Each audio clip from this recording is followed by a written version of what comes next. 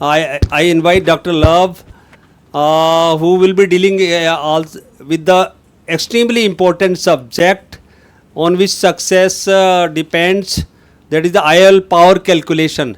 Because IOL power calculation is very tricky. Not after 6 to 8 years it is much better, but particularly from up to 6 years or even 8 year, how much under correction, what should be done, I think he will clarify it.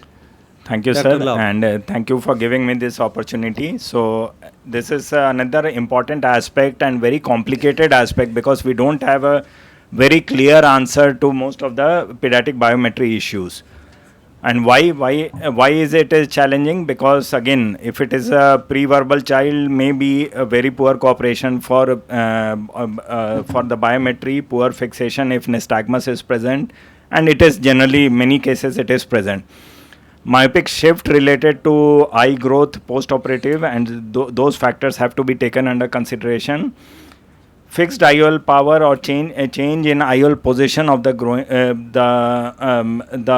growing eye, and post-op amblyopia management, those factors have to be considered when we are considering what power of IOL has to be implanted. Requirements, I think anyone having a full-fledged pediatric cataract unit will have to have the handheld keratometer along with a normal ultrasound A scan, because if the child is not cooperating and if we are doing biometry under general anesthesia, then we need a normal contact A scan or a immersion A scan. And this is a very small video which shows how we do it in the OT, and this is a case in which, if you notice, we have not put any speculum in the eye, because if you apply even a wire speculum, that may lead to error in biometry. And the cornea is kept well hydrated after the initial keratometry, the axial, and one thought process is that contact method should not be done before any cataract intraocular procedure. But in that case, we will be subjecting the child to a general anesthesia twice. So this is a compromise in between. Once the biometry is done, then the eyes is cleaned and properly draped. To minimize errors, yes, we should not use any speculum. To avoid problems related to corneal dryness, measurement should be taken as soon as possible after induction of anesthesia, and BSS should be instilled frequently to maintain a smooth corneal surface. Now the complicated part, what IOL formula to use, and this I think in between also we can have discussion. Like in pediatric eye, they have a shorter axial length, steeper cornea, and smaller AC depth.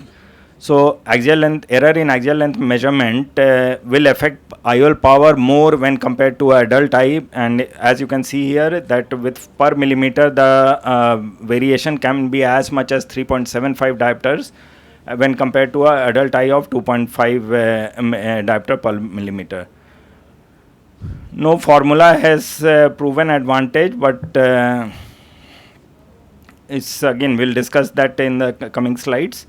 And as you can see, the axial length varies quite fast, and in the first 2 years, even the keratometry value keeps on changing. So the IOL formula and for the undercorrection, these are very important facts which we should know. Very crude method some people use is that with axial length measurement, the IOL power is decided, and in present day it should be best avoided. It is better to have a proper keratometry reading along with axial length for biometry. Undercorrection, one thought process is that in less than 1 year, if you are operating, it should be almost 60 to 70% undercorrection. 1 to 2 years, 40 to 60, 2 to 3. Again, this is a thing in which there are a lot of varying opinions, and one thought process is that very high hyperopia may actually induce amblyopia if the child is not cooperating with spectacles after the surgery. So it is always better to give a smaller hyperopia and manage the myopic shift later on, because once dense amblyopia develops, it is of no use. Formula, I think most commonly what I use, I would say, is SRKT in smaller eyes, Hoffer Q, and we can use also the newer Barrett formula. And this is another important factor, target refraction. If we aim for small hyperopia, then to balance the myopic shift, that is what we discussed just now. Points to consider is, if the child is very small, then definitely we have to aim for slightly more hyperopia, because then the myopic shift will be faster. And at a younger age, we may end. I just maybe 2-3 weeks back, I saw a child which I had operated maybe 6 years back, and we aimed for a small hyperopia. It was at the time of surgery, child was around 2 to 3 years of age, and now has a myopia of almost 8 to 9 diopters. So myopic shift is unpredictable, but one of the predictive factors in this is if it is a unilateral cataract, like the status of the fellow eye. If it is a unilateral cataract, then myopic shift will be much faster. So if in those cases, we can always aim for a slightly more hyperopia.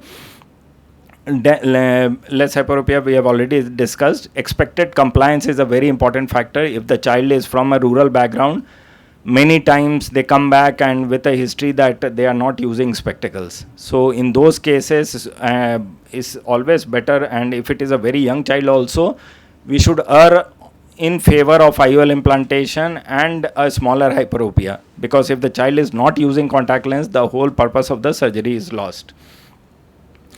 Parents' refractive error is another factor.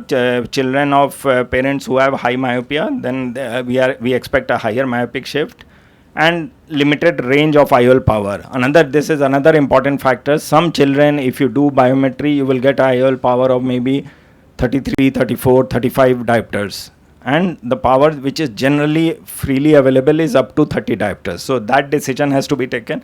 What do we do? I think sir will give some idea on that.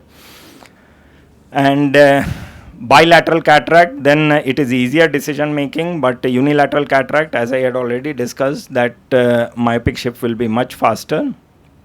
Both eyes, the duration of gap between both eyes, that is another factor that has to be considered. Varying opinions I have heard, but what I do is I generally operate them maybe 2 weeks apart. Again, just last slide, that about the choice of the IOL when we are doing in children, whether it is hydrophobic or a PMMA or a hydrophilic. Hydrophilic is a big no in children. We don't use hydrophilic lenses. Hydrophobic biconvex is a definitely universal choice, but now with more experience, we are using aspheric and blue blocker lenses also.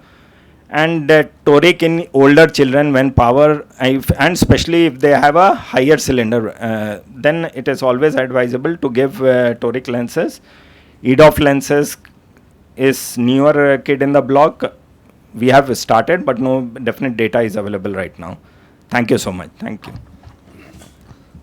Thank you, Dr. Love, for your excellent presentation. I think this is extremely important. Any one or two questions for him? Otherwise, we will also have questions at the end also, but in between, I think 1 or 2 questions.